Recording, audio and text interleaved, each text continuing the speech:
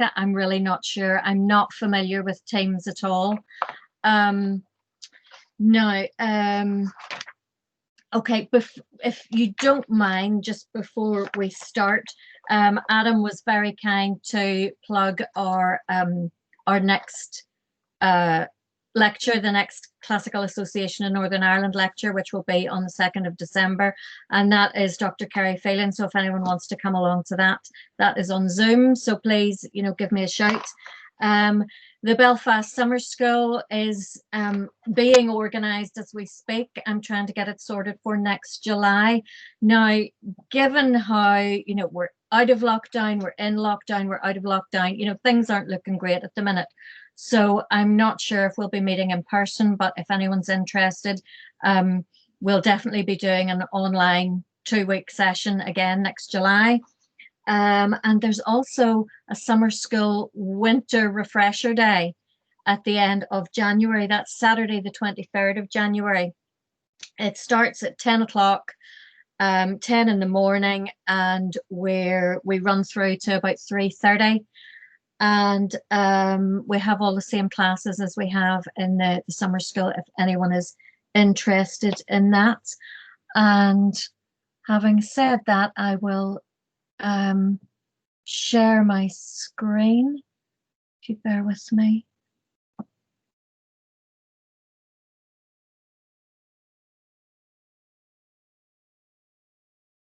Okay, so hopefully everyone has got the novels of ancient Greece on your screen. I love the ancient novels, and I hope by the end of this you will too, if you don't already know about them. So who knew the ancient Greeks wrote novels? When we think about the surviving literature of ancient Greece and the genres of texts that have been preserved, we might consider the epics of Homer, the poetry of Sappho, the comedies of Aristophanes, or the tragedies of Aeschylus, and these are all verse texts.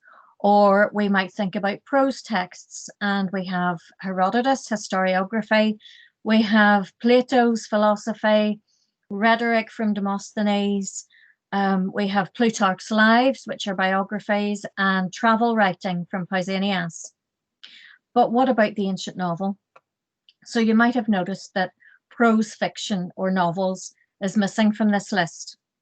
But what is a novel, and what are its characteristics, and how does it differ from these other forms of literature? Well, first of all, I'll tell you what it isn't. So a novel is not a myth. A myth is a traditional story, typically concerning the early history of a people and involving supernatural beings or events. For example, the myth of Prometheus. Nor is it a legend. This is also a traditional story and is regarded as historical, but has not been authenticated. For example, the legend of King Arthur. So as we can see from this list, verse is used for imaginative purposes. So we have epic, drama, and poetry, while prose is used for history or philosophy. In other words, the collection of information.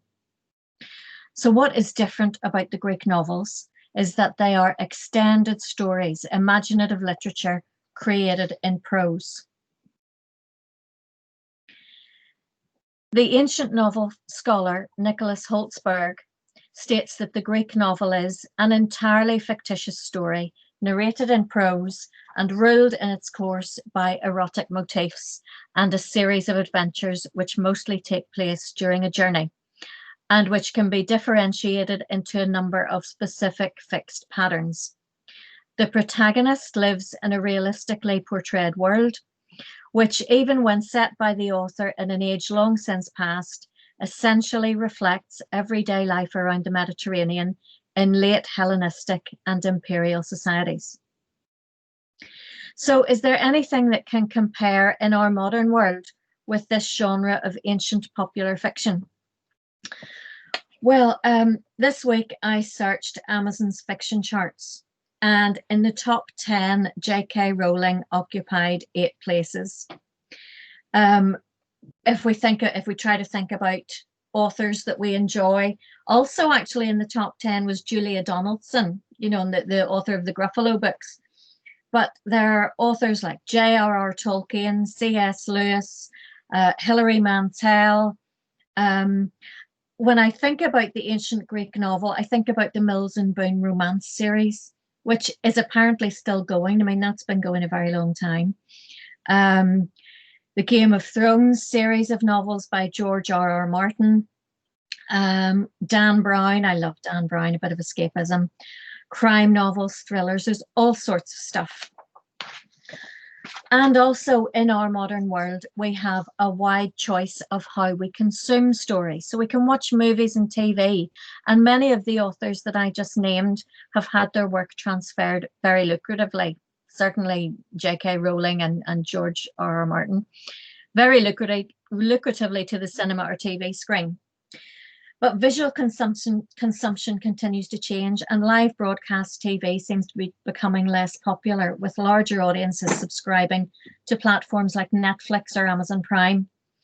And in 2020, with lockdowns in various parts of the country, and many people are furloughed from their jobs, I believe Netflix usage has been off the charts. And personally, over the last 6 months, I've binge watched more Star Trek than I care to admit. But was there an equivalent craving for fictional stories in ancient Greece? Well, I think there was. There are many surviving fictional prose texts, for example, early Christian writing, or fantastic stories such as Lucian's True Story. But there are 5 ancient Greek novels or romances which accord with Holzberg's definition and which survive almost completely intact. These were written between the 1st and 4th centuries. And Brian Reardon's collected ancient Greek novels. I don't know if you can still see me, I'm holding up his book, it's fantastic. It includes Lucian's True Story, which begins with the lines, "I will say one thing that is true, and that is that I am a liar, so my readers must not believe a word I say." And this story includes journeys to the moon and into the belly of a whale.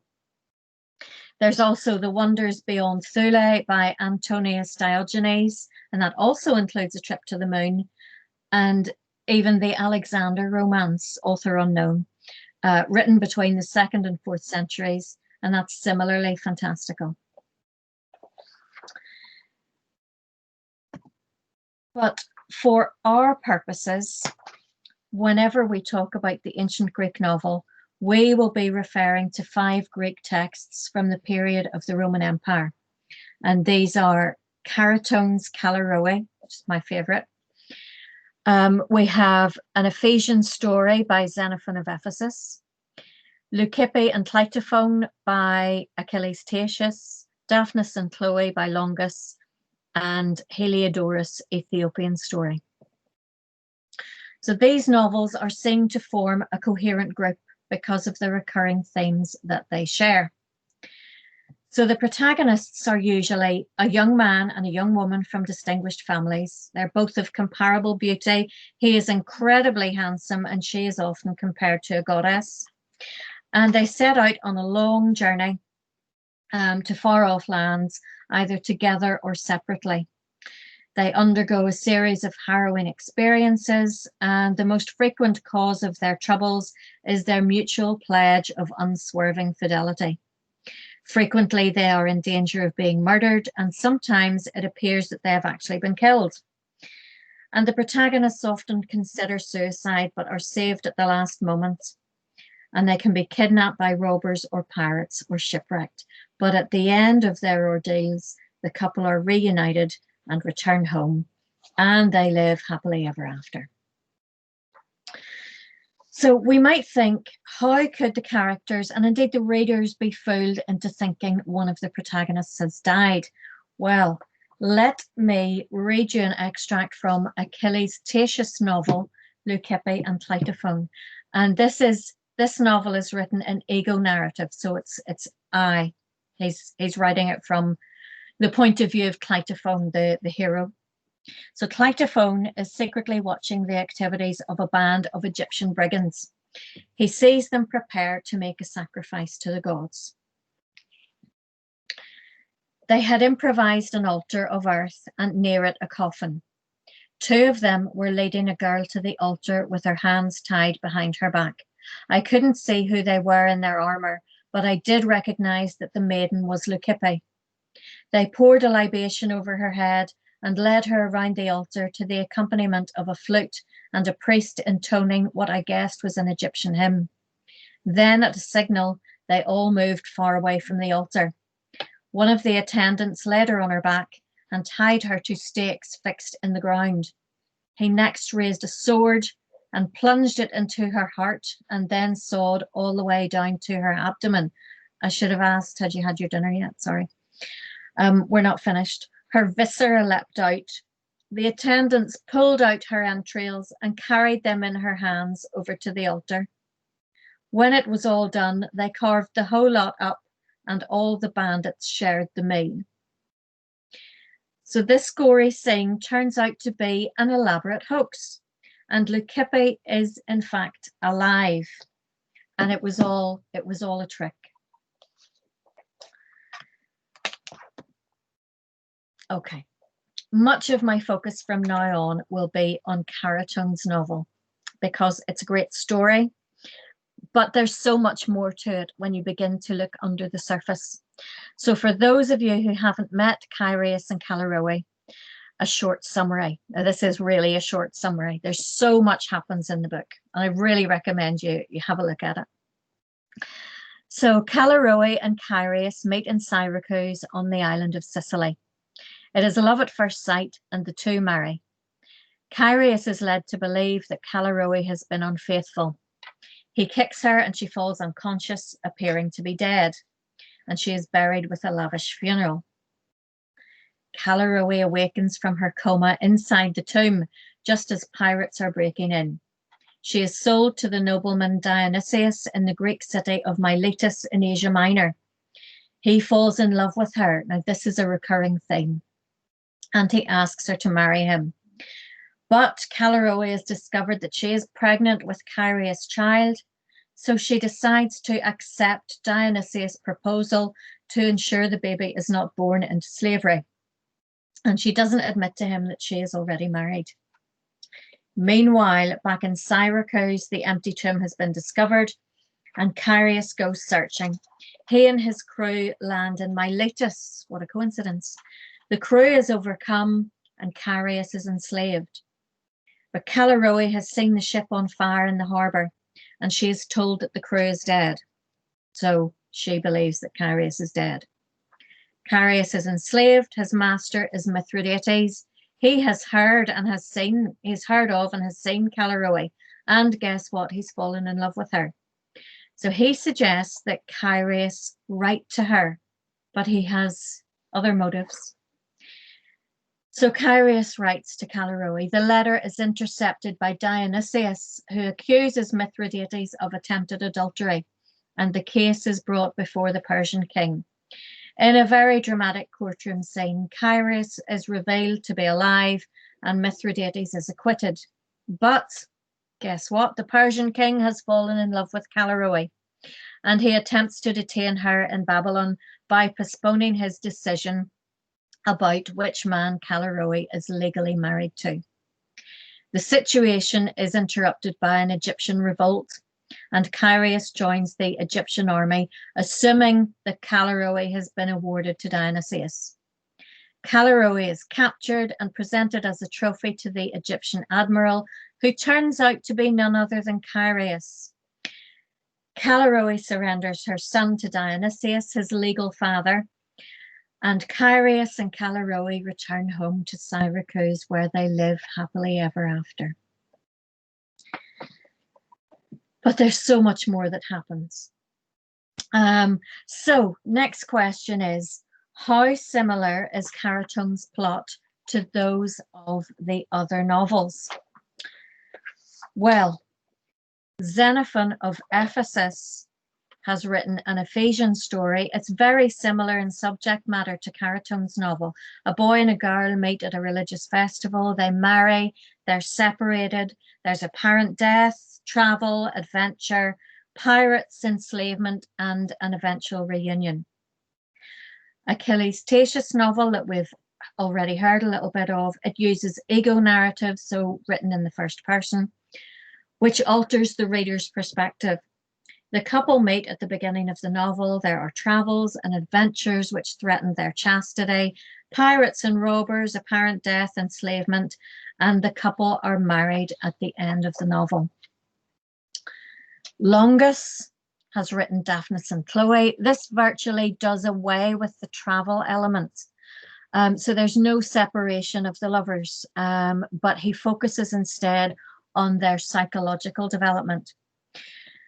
So the novel tells the story of a boy and a girl adopted by different sets of parents who grow up shepherding together. And the story deals with how they mature and they fall in love with one another. Eventually, both are reclaimed by their high status biological parents and they marry. Remember, I said that the protagonists were always nobly born. Well, in Longus's novel, they appear to be poor shepherds, but it turns out that they were actually abandoned when they were young, and I can't remember actually what the reason was, but they're reclaimed at the end by their very high status parents and they marry. Finally, Heliodorus, the Ethiopian story. Well, this is the most complex of the 5 novels, and it uses the technique of flashback, so rather like the Odyssey. So it begins in the middle of the story, and we learn the events leading up to that point through conversations with the protagonists and flashbacks, sometimes flashbacks within flashbacks. So it's quite hard to keep track of. The novel contains the usual elements. There's apparent death, robbers, threats to chastity, but also, I mean, what is missing from these novels? Zombies. So we've got zombies in Heliodorus. And the story ends with a reunion and a wedding. So where did the genre come from? Well, Erwin Rohde was a 19th century German scholar who wrote the first major study of the novels. And he has suggested that they were inspired by Hellenistic love poetry. This was the first time that romantic love was treated as a worthy topic of literature. But it was not until the latter half of the 20th century that the next major work on the ancient novels was written. And that was by Ben Edwin Perry, an American philologist. And he asserted, with his tongue in his cheek, that the first romance was deliberately planned and written by an individual author, its inventor.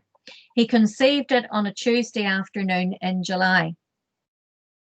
Well, of course, a literary genre isn't invented, but it evolves from other genres.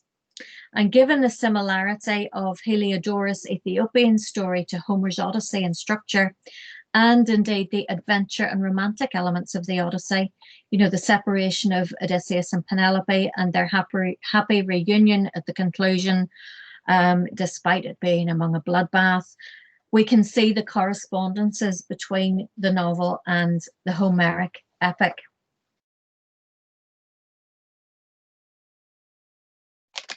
But the first words of Caratung's novel, now bear with me here, the first words of Caratung's novel are, "My name is Caratung of Aphrodisias. I am clerk to the lawyer Athenagoras. I am going to tell you the story of a love affair in Syracuse." So he introduces himself and sets out the purpose of his work. Now, compare the opening words of Herodotus' histories. Herodotus of Halicarnassus, he says who he is. Here displays his inquiry, so he says what he's going to do. And Thucydides, the Athenian, wrote the history of the war fought between Athens and Sparta. So these eminent 5th century historians also introduced themselves and set out what they wished to achieve in their work, just like Caratung did. So it's only Caratung that introduces his novel in this way. But this, if you think about it, this is particularly fitting given that Caratung's novel is set in the 5th century BC. He is writing in the 1st century AD, so it's historically set.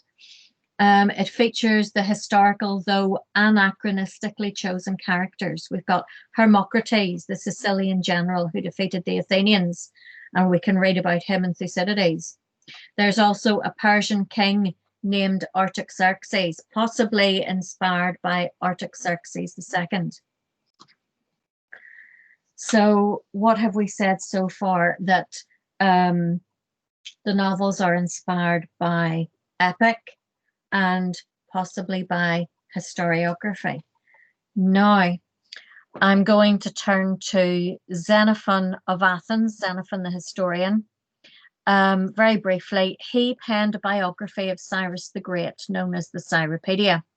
Now, within the Cyropaedia, there is an episode which is comparable to the plot of Caratone's novel. We meet a woman called Paideia, the wife of Abradatas, the Persian satrap, and she is captured by Cyrus.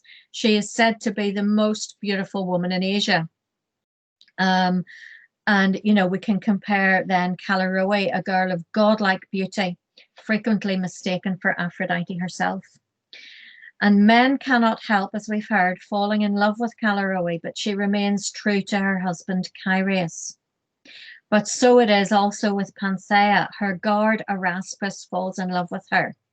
And when she refuses his advances, he threatens her, but still she remains faithful to her husband. And there's also a similarity in that when Callirrhoe arrives in Persia for the courtroom, the court sings in Babylon, there are huge crowds greet her as she and Dionysius travel to Babylon. You know, it's like royalty, you know, she's waving from the cart. There's also a bit of a beauty contest as well, and of course she wins. So again, Paideia, whenever she is waving off her husband is going to fight the Egyptians, and she is waving her husband off, and everyone is out there, you know, to see the husband, but actually to see her because she's so beautiful. So that's epic and historiography. Yes, this is a biography. It's also historiography by Xenophon. But the genre also adopts facets of comedy. So in ancient and modern comedy, the dramatist invents his stories, but deliberately makes them seem true to life. New comedy dates from the Hellenistic period, so predates our texts. And the new comic dramatist whose works have survived is Menander. The structure of the comedies typically involves the fortunes of two lovers, only at the end of the work being happily joined together. So we have the happily ever after. And other motifs of new comedy are mobility in terms of being sent abroad, the discovery of long lost children, romance, and intrigue.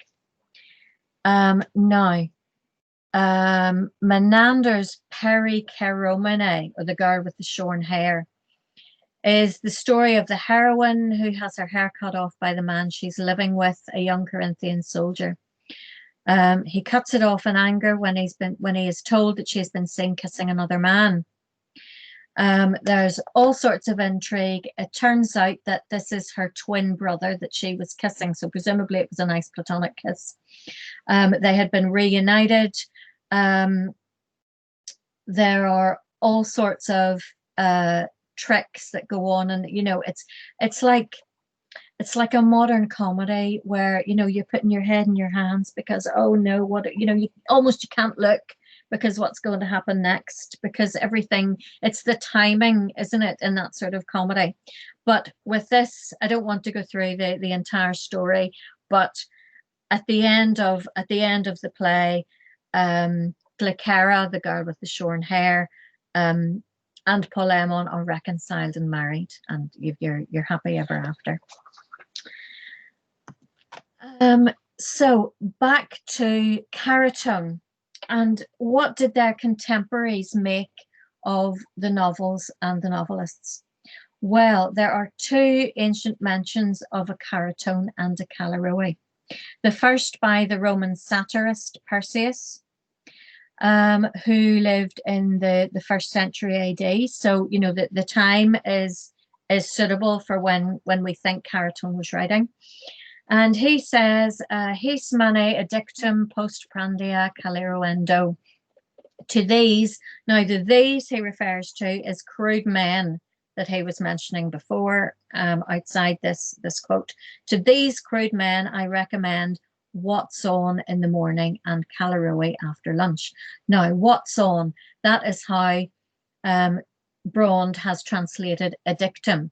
So addictum, apparently I'm not a Latinist, it can be translated as an advertisement for a play.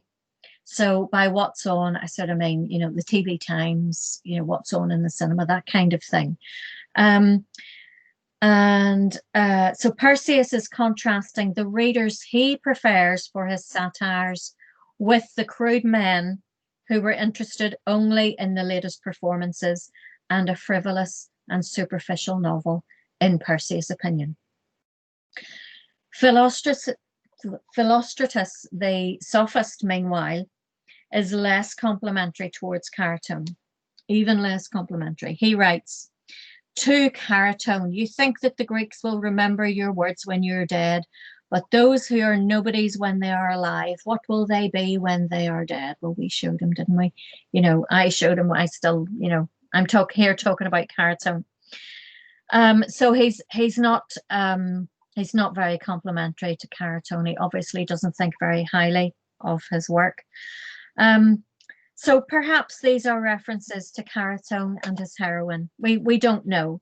I'd love to think that they are, despite their negativity.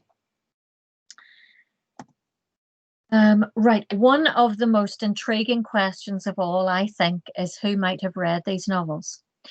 So here we're back to Ben Edwin Perry that I mentioned before, and his influential work, The Ancient Romances, published in 1967.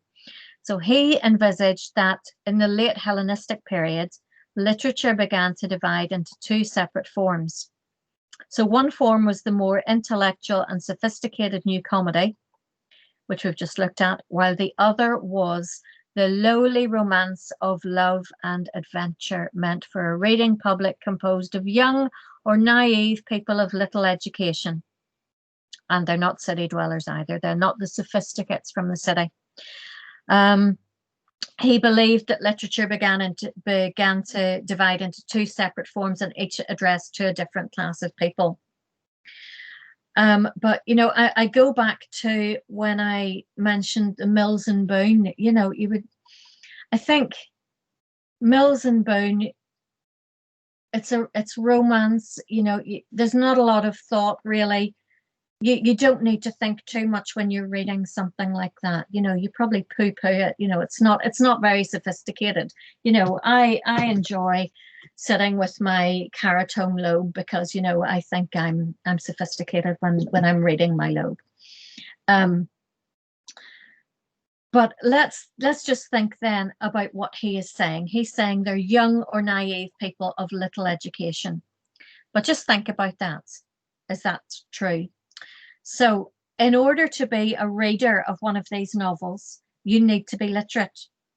Now, William Harris, in his book Ancient Literacy, posits the existence of a group he describes as semi-literate. And he describes this group, he divides them into two groups. There's scribal literacy and craftsman's literacy.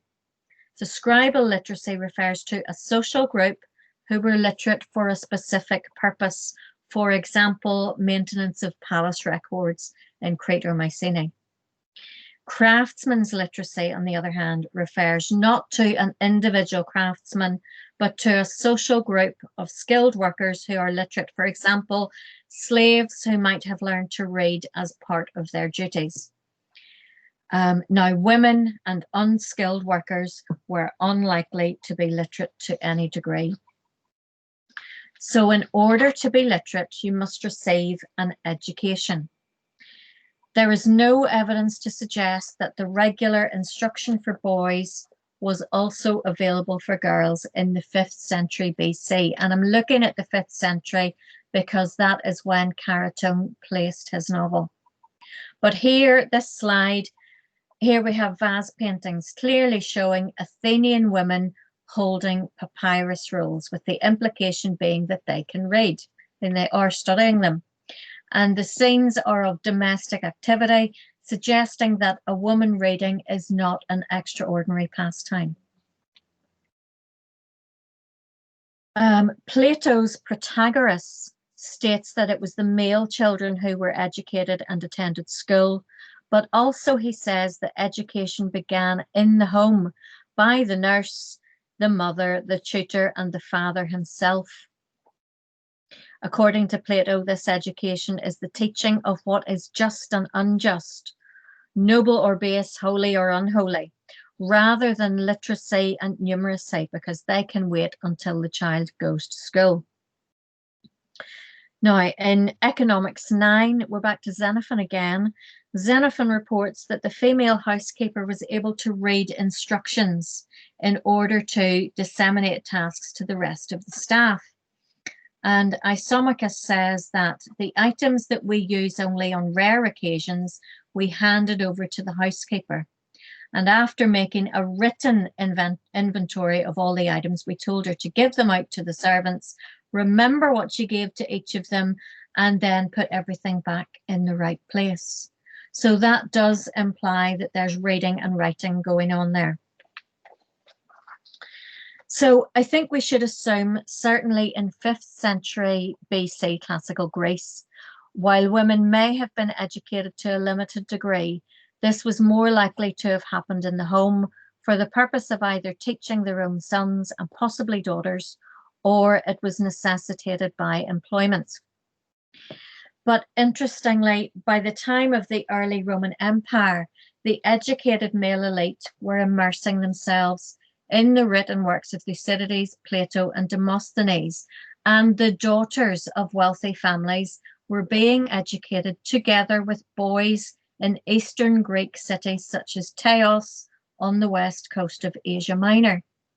An inscription from Teos states that a school employed 3 teachers to educate boys, Paides, and girls, Parthenoi. Another inscription at Pergamon, approximately 90 miles from Teos, shows that girls were awarded prizes in epic poetry, reading, and calligraphy. Now, what is interesting about our novel, Caratone's novel, is that the heroine Callirrhoe is herself described as Pepaideumene, which means to be educated or the result of education. So the concept of Paideia can be translated as educated, cultured, and well-bred, and it includes other characteristics such as sophrosine, self-control, and general good character. So she's described as a polite and intelligent woman. She's a gune, Pepaideumene kai phreneres, and a cultured Greek woman, Hellenis kai Pepaideumene. But does Pepaideumene mean that Callirrhoe has received an education? Well, we're not sure about that. We've talked about Chaereas writing the letter to Callirrhoe, and at no point is there any suggestion that Callirrhoe will not be able to read the letter for herself. Mithridates tells Chaereas to write her a letter. Make her sad, make her happy, make her seek you, make her summon you. So it's a very personal letter. So given her status as the wife of Dionysius, this letter from Chaereas containing the suggestion that she had been unfaithful is rather dangerous. So should the letter fall into the wrong hands, which inevitably it does, Callirrhoe's reputation may be compromised. So the letter reminds Callirrhoe that Chaereas was her first husband and confirms that Chaereas, whom she was led to believe had died, is in fact very much alive. This information is meant for Callirrhoe's eyes only and suggests that she does not require someone else, i.e. her husband, to read it to her. It may not have been necessary to be literate, though, in order to enjoy Caratone's text, and there are other ways in which it might have been transmitted. So In Lucian's Perseus, which is a defense of the Roman art of pantomime, Crato is being forced by his friend Licinus to watch pantomimic dancing, in which a dramatic plot was performed by a masked and costumed dancer accompanied by an actor. Female characters were played by men, and Crato complains particularly about the female impersonators, that a girlish fellow plays the wanton with dainty clothing, bawdy songs, and imitates lovesick minxes, the most erotic of all antiquity, such as Phaedra, Parthenope, and Rhodope. Now, Phaedra, we know, was the wife of Theseus, and we know the story of Hippolytus, the play. Rhodope is probably a character from Thrace who married her brother, and the couple compared themselves to Zeus and Hera, and apparently they were turned into mountains for their insolence. But most interesting for us is that Parthenope is the heroine of a lost novel, conjectured to have been authored by Caratone, and Parthenope's beloved is Metaicus the Phrygian, and the characters were celebrated to such an extent as to be portrayed in this mosaic on display in the museum in Gaziantep in Turkey. And I don't know if you can see my cursor here. We have Parthenope. There's just the initial pi and alpha there of her name, and over here is Metaicus, and you can see the mu, eta, tau, and so on of his name, Metaicus. So of course it might not have been necessary to read a novel to be part of its audience. So coming back to the present, I enjoy holding a book and reading a book, but I have a Kindle and I download books onto that, but it's not quite the same. But even farther away from the tangible book is the popularity of audiobooks. So my husband listens to books in the car on his commute to work. One of my Greek students listens to books as she walks to school. So this seems to be the future of the book, because our busy lives require us to multitask, yet we can still enjoy a book while doing something else at the same time. But this then points to another way in which the readers of the ancient Greek novels might have enjoyed the stories. So they may have been read aloud to those who could not read, just as, for example, Christian texts were read for illiterate congregations. However, even the shortest novel is too long for public recitation in one sitting. Or is it? Well, there is evidence that Caratone's novel may have been serialized and published in installments. The novelist frequently provides summaries of what has gone before, both in his own voice and the voices of his characters. So Caratone's text is divided into 8 books, and the author himself comments that it is he who has divided them rather than the work of a later editor, because he says, I think this last book, so implying that he has done this division. So at the beginning of book 8, Caratone writes about the adventures so far. This is being described in the preceding account, he says. And he continues, I think this last book will prove the most enjoyable for my readers as an antidote to the grim events in the preceding ones. So I've used Gould's translation, but Sung Gramma, if you can see it's in bold up here at the top. Sung Gramma can be translated as written composition or writing or book or piece of work. So perhaps Caratone intended that his novel would appeal to those who might not have been able to afford to purchase the work in its entirety, but instead could read in installments. The opening of book 5 is placed precisely in the middle of Caratone's work, and there we find a lengthy and detailed recapitulation. And this summary attempts to condense a large amount of material and is for the most part accurate, and it certainly provides enough information for a reader to continue onwards from book 5 and comprehend the plot.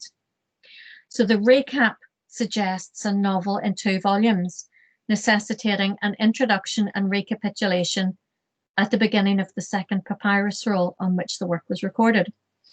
And This contention could be corroborated by the Florentine manuscript, which records Callirrhoe in its entirety.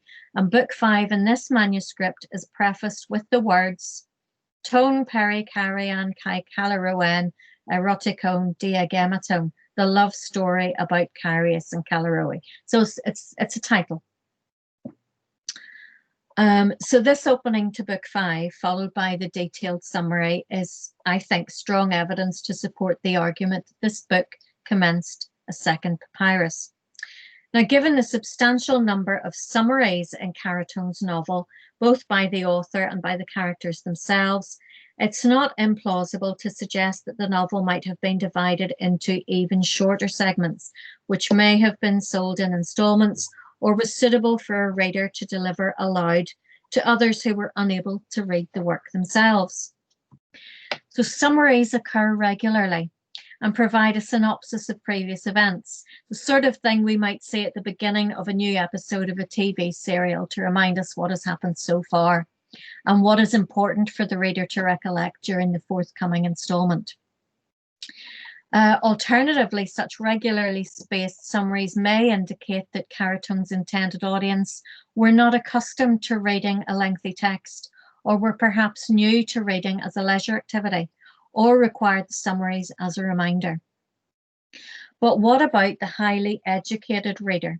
Would they have been attracted to reading a novel whose subject matter would be mocked today as being light-hearted, easy reading popular fiction?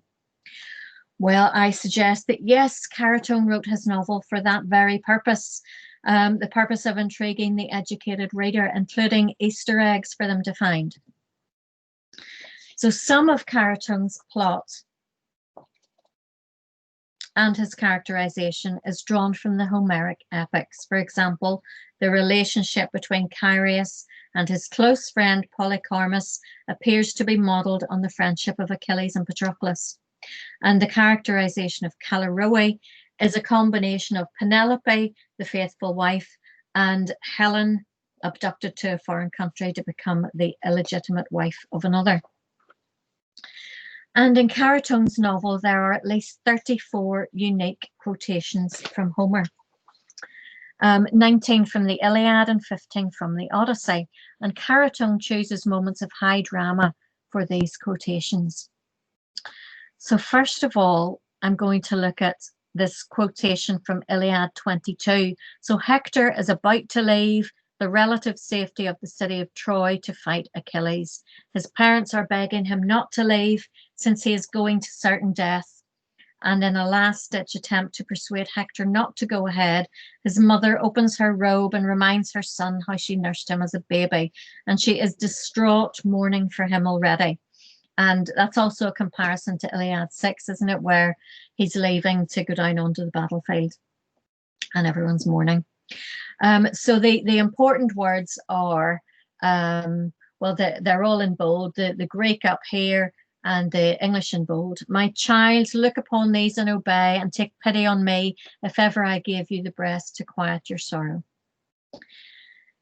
So in Caratone then, Carius is about to sail away from Syracuse in search of his wife.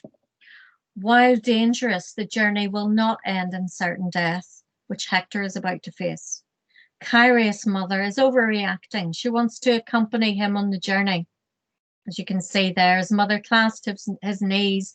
Do not leave me here alone. Put me on the boat. She even says he can throw her overboard if she becomes troublesome. Again, the important bits are in bold. There's the Greek bit and then the translation, and it's exactly the same as from the Iliad. Have respect for these and take pity. Teknon, son, child, take pity upon me if ever I gave you the breast to soften your sorrows. And that's a translation from Gould, which is why it differs slightly, but the words in Greek are exactly the same. But the difference, of course, is in the very nature of the two heroes. So Hector is the bravest of the Trojans. He's the hero. He refuses to withdraw, and he's preparing for his duel with Achilles. But by contrast, Kyrieus just can't cope. He doesn't know what to do. And he throws himself overboard to escape his mother's pleas. He has no courage to challenge her, and he prefers to die than choose between pleasing his parents and searching for his wife. He puts the sailors in danger because they jump in after him to rescue him. And there's a scuffle ensuing in the water as he rejects their help. But the educated reader, one who is, I would say, very familiar with the Iliad and the Odyssey, will appreciate the contrast that's being made. Kyrieus is being compared unfavorably with Hector. Contrast the heroism of Hector with the cowardly Kyrieus, unable to confront uncomfortable situations. Kyrieus does not earn his kleos, his glory, until book 7, when he finally has nothing left to live for and believes that Callirrhoe has been awarded to Dionysius. Once he is no longer afraid of death, he becomes like the Homeric hero. He is in charge of the Egyptian army, playing a central role in the progress of the war and highly respected by his troops.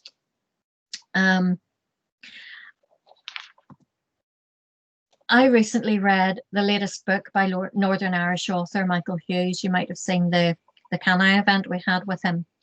And this novel is set in mid-1990s County Armagh. It's during the Troubles, but around the time of the ceasefire.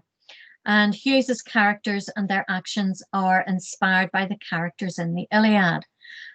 So this was, for me, this was a lot of fun to read. It was gruesome and uncomfortable at times, but I enjoyed the recognition of Achill. Achill, so called because he's from Achill Island, but that's obviously Achilles. His friend Pat, and the brothers Pig and Dog, who are later identified as Menelaus and Agamemnon. And in the first few pages of Hughes's novel, a farmer called Chrysis Cunningham pleads for the return of his teenage daughter, who has set up with one of the group. Chrysis is obviously the priest Chryses, who begs for his daughter Chryseis, kidnapped by the Greeks. So while I was reading this novel, I thought about the quotations and allusions from Homer in Caratone's novel and realized just how enjoyable this was. You know, in Country, there are some laugh out loud moments because you realize, oh my goodness, that's the character from the Iliad. So the citations in Caratone, I think, were enjoyable for those who could identify them. Those readers who were unfamiliar with the Homeric texts and did not recognize the quotes or allusions could still appreciate the fast-paced and exciting tale. But they would have been unaware of the nuances of the text and the layers of meaning which Caratone was suggesting, unable to fully appreciate the text which Caratone presented to them. But that didn't matter for them. But the citations bring satisfaction to the educated reader and heighten suspense, and their identification brings enjoyment and exhilaration to the reading experience. So I believe the ancient novels have something for everyone. Some classicists may be scornful of the novels because of their simplistic plots, and I agree that the earliest novels, Caratones and Xenophons, are less sophisticated than the later ones, but this demonstrates the evolution of the genre. Certainly when we reach Heliodorus' Ethiopian story, the movement of the plot is increasingly complex. And like Homer's Odyssey, the novel starts in the middle and the reader is told what has happened through a series of flashbacks. And I do advise reading it with a pen and paper to keep track.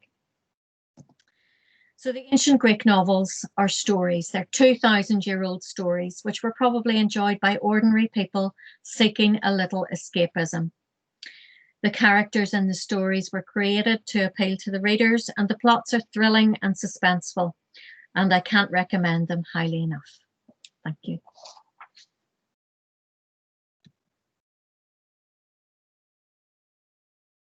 Now,